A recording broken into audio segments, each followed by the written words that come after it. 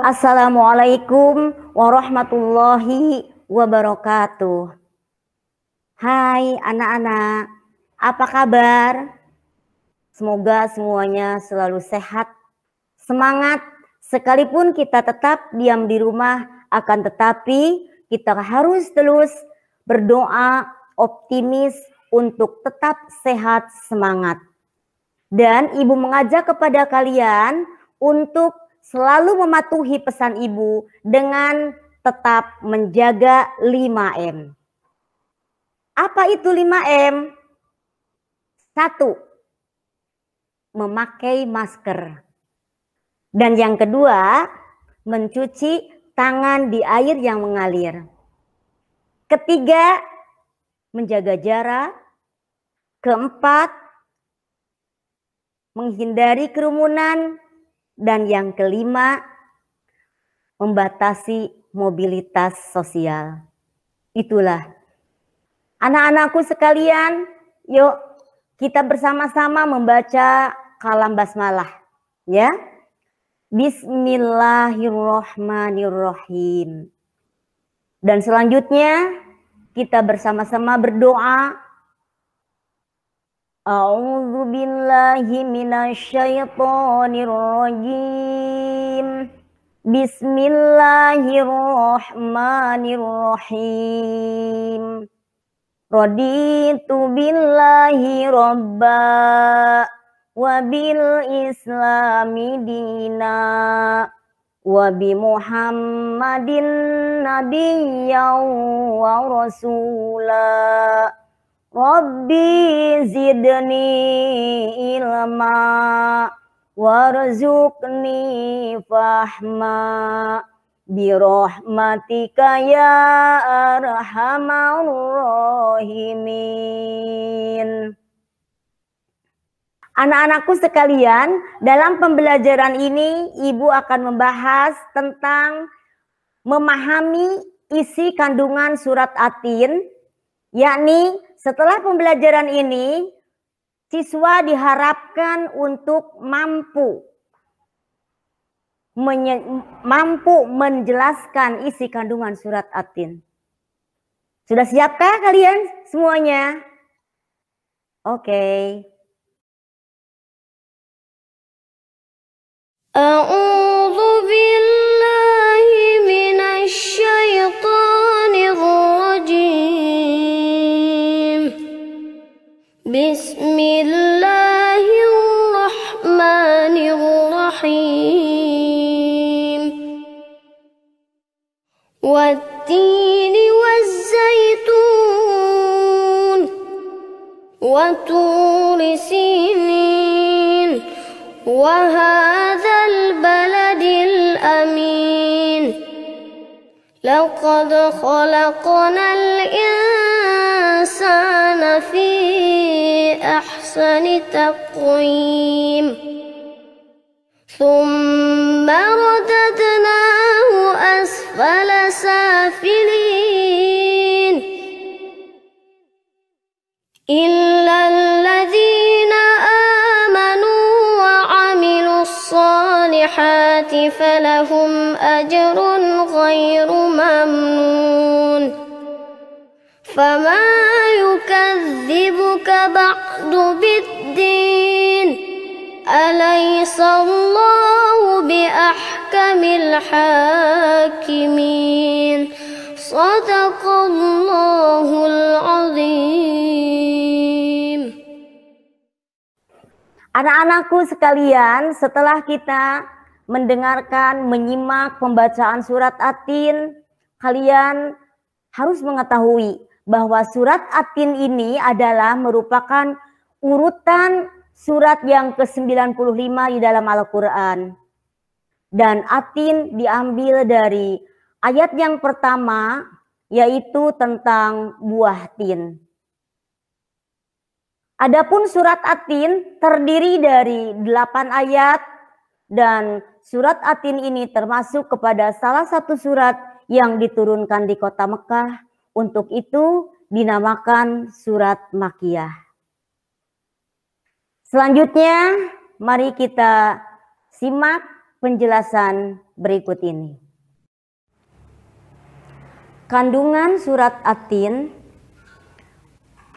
pada ayat pertama, tin adalah buah yang enak dan lembut serta cepat dicerna. Ia menjadi obat yang banyak manfaatnya, memperhalus fisik, mengencerkan dahak, membersihkan ginjal, menghancurkan batu pada saluran air seni, menggemukkan badan dan dapat melonggarkan rongga hati dan limpa.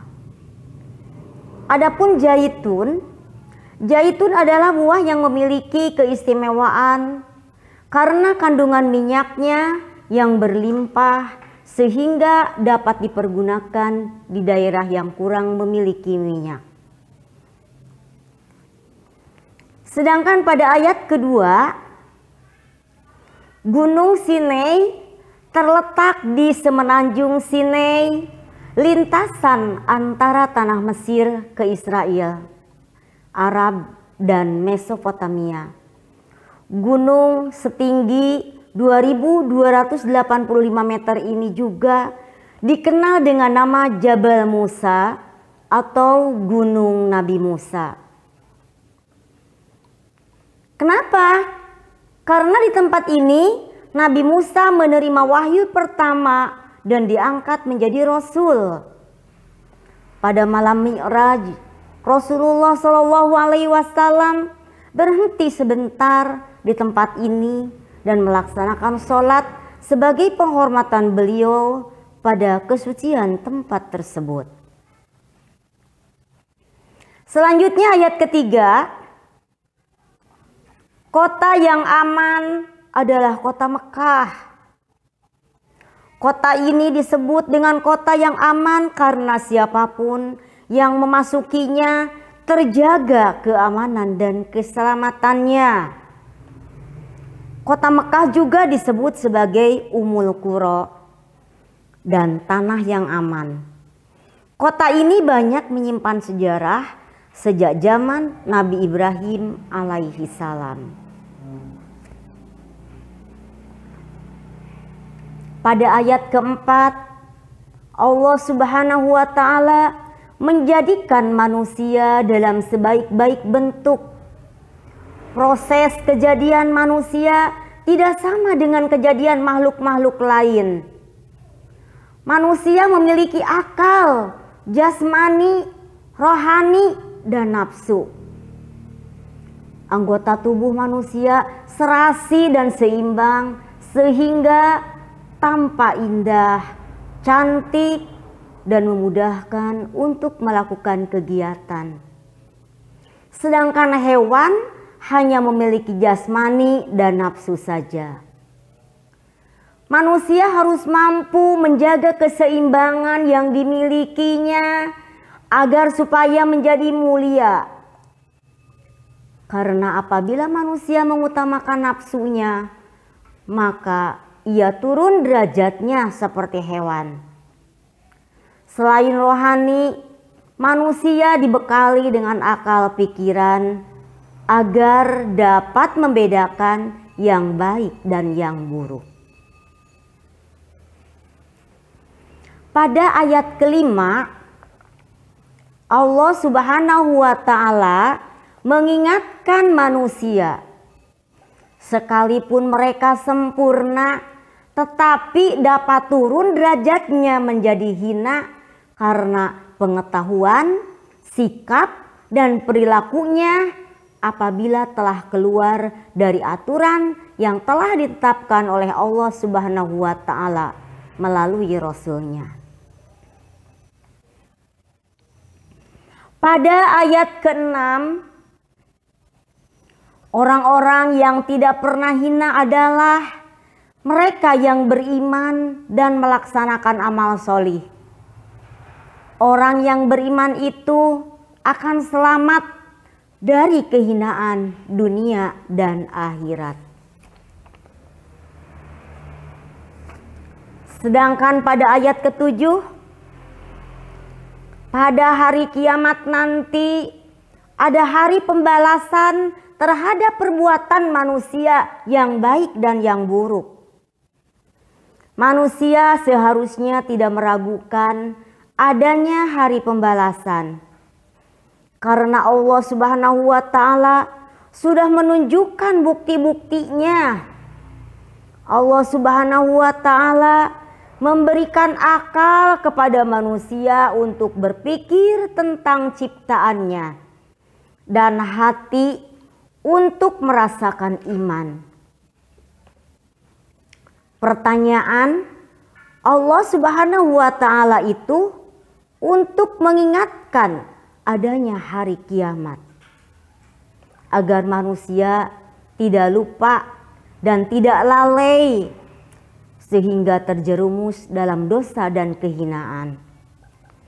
Sedangkan ayat yang terakhir yang ke-8, Allah Subhanahu wa Ta'ala adalah yang maha mengetahui, sebagus-bagus pencipta dan pengatur segala urusan.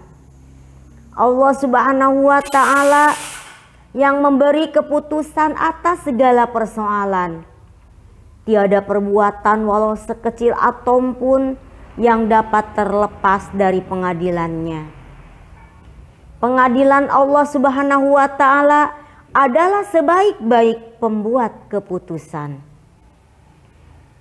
Allah Subhanahu wa Ta'ala maha pengasih kepada hambanya.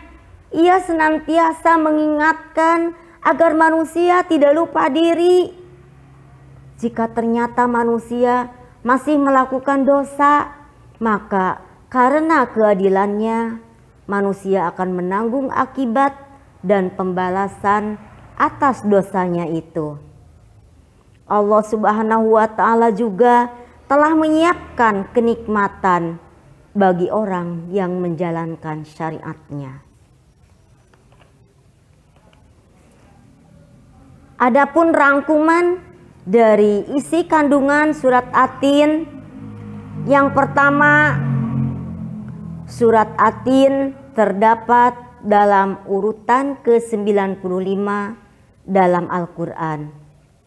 Surat ini terdiri atas 8 ayat, diturunkan di Mekah, maka dinamakan juga surat Makkiyah.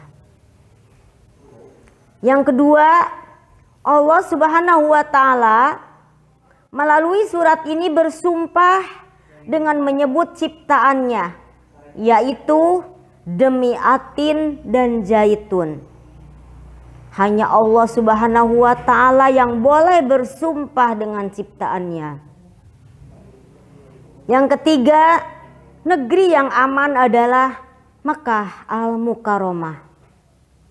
Yang keempat, Allah Subhanahu wa Ta'ala menciptakan manusia dalam bentuk yang sebaik-baiknya, yaitu terdiri atas jasmani dan rohani yang seimbang. Yang kelima, Allah Subhanahu wa Ta'ala memperingatkan bahwa manusia itu bisa menjadi hina, bisa menjadi tidak beriman dan beramal soleh.